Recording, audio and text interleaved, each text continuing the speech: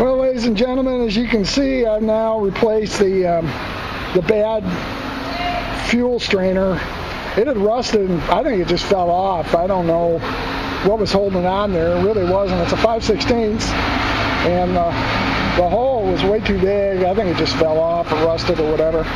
And so now it's got a fresh sock on it. I can't buy one of these things. I don't know whether it's discontinued or, just too much work to find. I can't wait 3 days, 4 days, 5 days, or whatever to get one. So it's cleaned up and it's good. It'll pass fuel. Now, what I did discover, I drew a vacuum on the vent hose, and these little holes way down in here, hardly see them. There's a little hole there. I think there's a hole there. Definitely a hole there, okay, and then there's one hole there.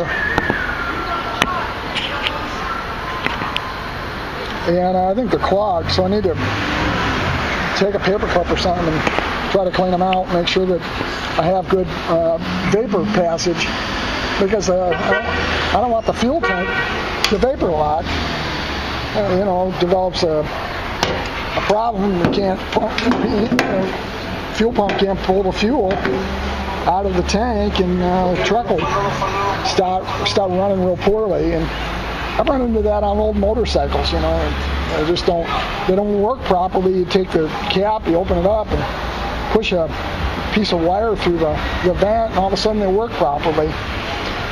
So it's a nice shiny tank, all cleaned up, and should be back together tomorrow, or maybe later today, for all I know. I did check the resistance on the, just for make sure it was nice and smooth, travels up and down.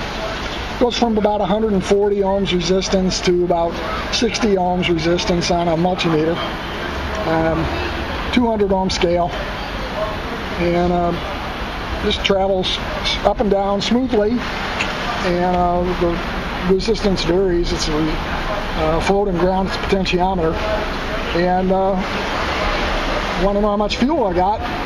Don't want to be using the speedometer or odometer for that. Thanks for watching, and stay tuned for more adventures.